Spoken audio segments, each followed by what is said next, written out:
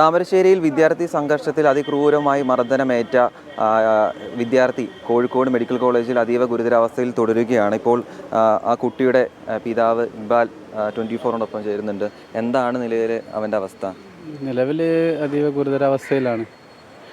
ഇപ്പോൾ ഡോക്ടർമാർ പറയുന്ന ക്രിട്ടിക്കൽ സ്റ്റേജ് ആണെന്നൊക്കെ പറയുന്നുണ്ട്. നമ്മളത് കേൾക്കല്ലാതെ നമുക്കൊന്നും അറിയില്ലല്ലോ. ഇപ്പോൾ ഡോക്ടർമാർ പറഞ്ഞ് ഈ ഒരു സ്റ്റേജിലാണ് തുടരുന്നതെങ്കിൽ ബുദ്ധിമുട്ടാണെന്നൊക്കെ അവിടെ നിന്ന് പറഞ്ഞു കേട്ടിട്ടുണ്ട്. ഇതിപ്പോൾ അത്രയും മാരകമായ പരിക്കാണ് തലക്കുള്ളത്. അതാണ് ഇപ്പോഴത്തെ ഒരു ഇത് ഡോക്ടർമാർ പറയുന്നത്.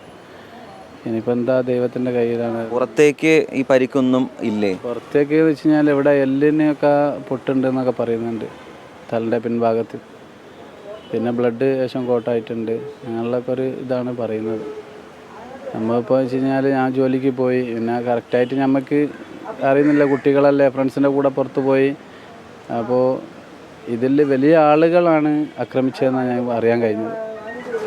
ഇപ്പോൾ പുറത്ത് വന്ന വിവരം എന്ന് പറയുന്നത് 10ാം ക്ലാസ്, അതായത് മറ്റൊരു സ്കൂളിലെ 10ാം ക്ലാസ് +2 വിദ്യാർത്ഥികളാണ് മർദ്ദിച്ചതെന്നാണ്. പക്ഷേ ഈ CCTV ദൃശ്യങ്ങളിലൊക്കെ പുറത്തു വന്നപ്പോൾ മുതിർന്ന കുട്ടികളൊക്കെ അതിൻ്റെ സമീപത്ത് നിൽക്കുന്നു, അവർ നോക്കി നിൽക്കുന്നു. അതായത് ഒരു തല്ലാൻ വേണ്ടിയിട്ട്, മർദ്ദിക്കാൻ വേണ്ടിയിട്ട് ഒരു അവസരം ഒരുക്കി നിർത്തി. അത് ഒരു ഗൂഢാലോചനപരമായിട്ടാണ് ഇത് ചെയ്തതെന്നുള്ള കണ്ടെടുത്ത കടകൾ അവിടുന്ന് ആളുകൾ പറഞ്ഞിട്ടുണ്ട്. ഇങ്ങനെ അവർ മർദ്ദിച്ചില്ലാതാക്കുക, ആ ഒരു സിറ്റുവേഷനിലാണ് ചെയ്തത്. ഡോക്ടർമാർ പറഞ്ഞത് ഒരു മനസാക്ഷിയുള്ള ഒരു ആളുകൾ ഇങ്ങനെ ചെയ്യുമെന്ന് ചോദിച്ചിട്ടുണ്ട്. അത്രയും പ്രായം 16 വയസ്സായിട്ടുള്ളൂ. അപ്പോൾ സാധാരണഗതിയിൽ നമ്മൾ കണ്ടത് പിള്ളേരെ അടി വിടുകയാണെങ്കിൽ പിടിച്ച് മാറ്റി ഞാൻ അങ്ങോട്ടും ഇങ്ങോട്ടും ആക്കുക. അതല്ല, ഇത് അവരുടെ പേരൻസും ഇതിൽ കൂടിയിട്ടാണ് പിടിച്ച് അടിക്കുന്നത് എന്നുള്ളതാണ്. കൂടെയുള്ള അവർക്കൊക്കെ ഭയന്നുകൊണ്ടിട്ടാണ് അവർ പറയാണ്ട് നിൽക്കുന്നത്. ഇപ്പോൾ എന്താ അടിയന്തര ശസ്ത്രക്രിയ എന്തെങ്കിലും നടത്തിയിട്ടുണ്ടോ കുട്ടിക്ക്? പറയാനായിട്ടില്ല, ഡോക്ടർ പറഞ്ഞ ഒന്നും പറയാനായിട്ടില്ല എന്ന്. അപ്പോൾ അതുകൊണ്ടാണ് നമ്മളിങ്ങനെ അങ്ങോട്ടും വല്ലാത്ത. ഈ കുട്ടി ട്യൂഷൻ സെൻ്ററിൽ പഠിക്കുന്നില്ല, എങ്ങനെയാണ് ഈ സംഭവ സ്ഥലത്തേക്ക് എത്തിയതെന്ന് അറിയാമോ? അത് അവൻ്റെ ഫ്രണ്ട്സ് വിളിച്ചിട്ട് പോയതാ താമരശ്ശേരിക്ക്.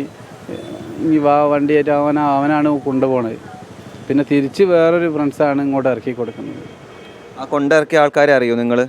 അവർ സാർമാർ വിളിച്ചിട്ടുണ്ട്, സ്റ്റേഷനിൽ നിന്ന് സാർമാർ വിളിച്ച് കാര്യങ്ങളൊക്കെ സംസാരിച്ചിട്ടുണ്ട്.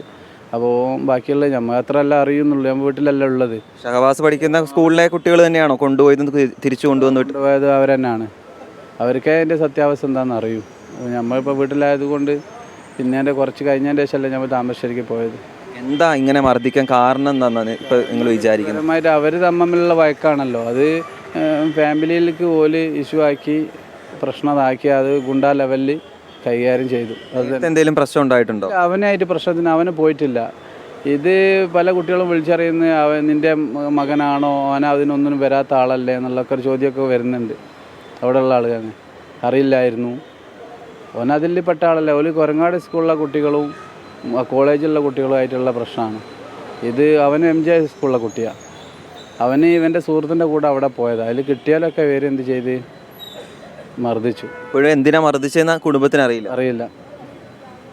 അപ്പോൾ ഇനിയിപ്പോൾ എന്താ സത്യാവസ്ഥ നിയമത്തിന് മാത്രമേ 5 പേര് ഇപ്പോൾ കസ്റ്റഡിയിലുണ്ടല്ലോ കുട്ടികൾ, അവരെ അറിയുന്നതാണോ നിങ്ങൾ? 1-2 പേരെ അറിയാൻ കഴിയുന്നുണ്ട്. ഒരു പേരെ ഫാദർ വിളിച്ചിരുന്നു. അപ്പോൾ നിൻ്റെ മകനാണോ എന്ന് ചോദിക്കുകയോ ചെയ്തിട്ടുണ്ട്. ഇനിയിപ്പോൾ എന്താ സത്യാവസ്ഥ നമുക്ക് അറിയുന്നില്ല. ഒരു കുട്ടികളാകുമ്പോൾ പല ഫ്രണ്ട്സുകളുണ്ടാവും. എല്ലാവരും ഇപ്പോൾ വീട്ടിൽ വന്നെങ്കിൽ നമ്മൾ പരിചയം, വീടിൻ്റെ അടുത്തുള്ള 1-2 പേരൊക്കെ നമ്മൾ പരിചയമുണ്ട്. ഓരോന്നും ഇതിൽ പോയാൽ വരാൻ പറ്റില്ല. വീട്ടിൽ കൊണ്ടുപോയി ഷഹബാസിന് വിട്ടപ്പോൾ ഉള്ള അവസ്ഥ എന്തായിരുന്നു? വീട്ടിൽ കൊണ്ടുപോയിട്ട് അവന് അവിടെ വന്നത് ഞാൻ ഉള്ളിലായിരുന്നു, കിച്ചണിലായിരുന്നു, ബ്രഷൊക്കെ ആയിക്കൊണ്ട്. ആ സമയത്താണ് വീട്ടിൽ കയറി വന്ന് ബെഡിലേക്ക് അമർന്ന് വീണത്. പിന്നെ ഒരു അക്ഷരവും വേണ്ടിയിട്ടില്ല. പിന്നെ ഞാൻ വിചാരിച്ച് തല കറങ്ങിയാണെന്ന് വെച്ചിട്ട് ഞാൻ ശേഷം വെള്ളം ഒഴിച്ച് ഒന്ന് കഴുകി ഛർദ്ദിക്കുകയൊക്കെ ചെയ്തത് ഞാൻ താമരശ്ശേരി പോയി വന്നതിൻ്റെ ശേഷം ചെയ്യുന്നത്. അത് കഴിഞ്ഞാൽ ഞാൻ മേലൊക്കെ ഛർദ്ദിച്ചായിട്ട് ഒന്ന് കഴുകി വൃത്തിയാക്കിയിട്ടാണ് താലൂക്ക് ഹോസ്പിറ്റലിൽ കൊണ്ടുപോയത്. താലൂക്ക് ആശുപത്രിയിൽ നേരെ ഇങ്ങോട്ട് മാറ്റി. അവിടുന്ന് ശേഷം അവിടെ ലൈറ്റായി. പിന്നെ ആംബുലൻസ് വരാൻ ICU ഇങ്ങാപ്പോയൊന്ന് വരേണ്ടി വന്നു. ഒരു 10-15-20 മിനിറ്റിൻ്റെ അടുത്ത് അവിടെ വന്ന്. അങ്ങനെ ഇവിടെ വന്ന് 10 മണിയായിട്ടുണ്ട്. പിന്നെ ഇവരിവിടുന്ന് കഴിയുന്നത്ര ഒരു ഡോക്ടർമാർ ശ്രമിക്കുന്നുണ്ട്. പോലീസ് ഇപ്പോൾ എന്താ പറയുന്നത്? പോലീസ് രാത്രി തന്നെ ഇവിടെ വന്ന് സ്റ്റേറ്റ്മെൻറ്റൊക്കെ എടുത്ത് പോയിട്ടുണ്ട്. ഇന്ന് കഴിയുന്നത്ര ആളുകളെ വാച്ച് ചെയ്യുന്നുണ്ട്, നോക്കുന്നുണ്ട്. നമ്പർ കുറേയൊക്കെ നമുക്ക് അറിയുന്ന നമ്പർ കൊടുത്തിട്ടുണ്ട്. ഈ മകനല്ലേ എല്ലാം അറിയാം. അവനിപ്പോൾ ഈ സ്റ്റേജിലാകുമ്പോൾ സംസാരിക്കാൻ പറ്റാത്തൊരു സ്റ്റേജിലല്ലേ നിൽക്കുന്നത്. അവസാനമായിട്ട് ഒരു കാര്യം, എന്തെങ്കിലും സംശയമുണ്ടോ ഈ ആക്രമണവുമായി ബന്ധപ്പെട്ട്? എന്തായിരിക്കും കാരണം? ഇല്ല, കുട്ടികൾ തമ്മിലുള്ള ഒരു വഴക്ക് വലുതായി വലിയ ആളുകളെ ഏറ്റെടുത്തു. അത് തന്നെ. മർദ്ദിച്ചതിന് പിന്നിൽ കുട്ടികൾ മാത്രമല്ല. മാത്രമാണെങ്കിൽ അങ്ങനെ വരാം. ചെറിയ കുട്ടി ഓൻ്റെ അതേ സ്റ്റേജിലുള്ള കുട്ടികളാണെങ്കിൽ അങ്ങനെ വരാൻ സാധ്യതയില്ല. അടിയോ കൊണ്ടാവും, കൈക്കും മേലോ കൊണ്ട്. അതല്ല, ഇത് മാരകമായിട്ട് മർദ്ദിച്ചിട്ടുണ്ട്. അതായത് ഈ കൊട്ടേഷൻ സംഘം തന്നെയാണെന്ന ബലമായ സംശയം. അല്ല, അപ്പോഴും എന്തെങ്കിലും മുമ്പ് പ്രശ്നം ഉണ്ടാകണമല്ലോ ഇങ്ങനെ കൊട്ടേഷൻ സംഘത്തെ. ഇത് ആളുകൾ ഫ്രണ്ട്സുകൾ ഒരുമിച്ച് ചെല്ലുന്ന സമയത്ത് കിട്ടിയോനെ കൊടുക്കുക എന്നുള്ളതാണല്ലോ അവിടെയുള്ള ഇത്.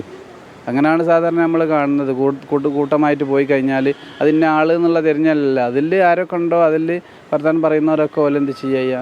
ഇപ്പോൾ എൻ്റെ ഫ്രണ്ട്സിനെ തൊടുമ്പോൾ എന്താണ് അങ്ങനെ ചെയ്യുന്നതെന്ന് അങ്ങനെയുള്ള കണ്ടീഷനിൽ എല്ലാവരോടും കൂടിയിട്ടാണ് മർദ്ദിച്ചത്. സംഭവത്തിന് ആധാരം എന്ന് പറയുന്നത് ആ ട്യൂഷൻ സെൻറ്ററിൽ നടന്ന ആ ഫെയർവെൽ മീറ്റിംഗ് ആണ്.